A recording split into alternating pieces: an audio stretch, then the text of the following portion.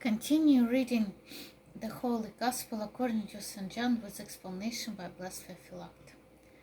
Glory to the Father, and the Son, and the Holy Spirit. Amen. Chapter 9, verses 17 through 19. They say unto the blind man again, What sayest thou of him, that he hath opened thy eyes?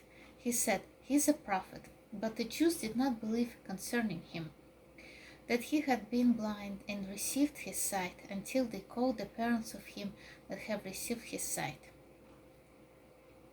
And they asked them, saying, Is this your son, who you say was born blind? How then doth he now see? Explanation.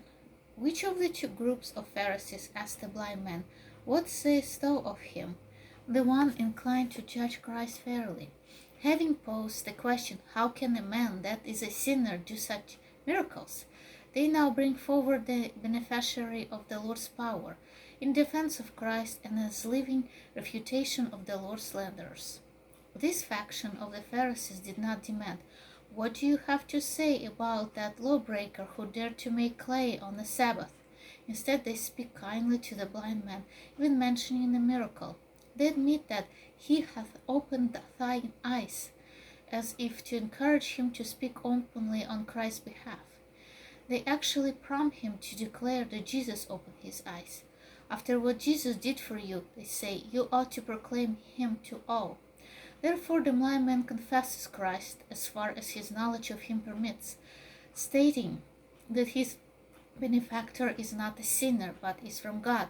He affirms that Jesus is a prophet, while the evil contingent of Pharisees continues to insist that this man is not of God, because he keepeth not the Sabbath day. To them Christ was a violator of the Sabbath, because he applied clay with one finger. Never mind that they, with their whole hand, loosed their animals on the Sabbath and led them to water. This hard and obstinate man call for the blind man's parents, meaning to bully them into denying their son's blindness. Unable to silence the grateful blind man, they try instead to intimidate his parents and impact the miracle. They interrogate them angrily, but with the utmost cunning. They do not say, Is this your son, who was once blind? But instead, Who you say was born blind? This implication is that the parents spread the story that he was blind, when in fact he was not. Oh, wrecked Pharisees! What father would spread such a lie about his own child? From two sides the Pharisees hatched in the parents and pressed them to repudiate their son. They make an insinuation, Who you say was born blind? Then they demand, How then doth he now see? The Pharisees pretend that very fact that blind man could see is evidence that the parents were lying earlier when they said he was born blind. Either he cannot see now, or he was never blind, but obviously he sees now, so you are liars. Chapter 9, verses 20 through 23. His parents answered them and said, We know that this is our son, and that he was born blind, but by what means he now seeth we know not, or who hath opened his eyes we know not. He is at age, ask him, he shall speak for himself. These words spake his parents, because they feared the Jews. For the Jews had agreed already that if any man did confess that he was Christ, he should be put out of the synagogue. Therefore said his parents, He is of age, ask him.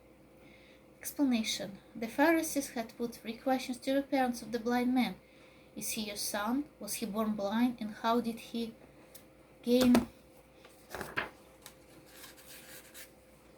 his sight? To the first 2 they assert, He is our son, and he was born blind. Concerning how he was healed, they are silent, because they do not know. Without doubt, this took place for the greater confirmation of the truth, for the man who received the benefit of the miracle, and was the most credible of all the witnesses, said exactly the same. Then the parents add, He is of age. He is not an infant or so immature as not to understand how he was healed. Glory to the Father, and the Son, and the Holy Spirit. Amen.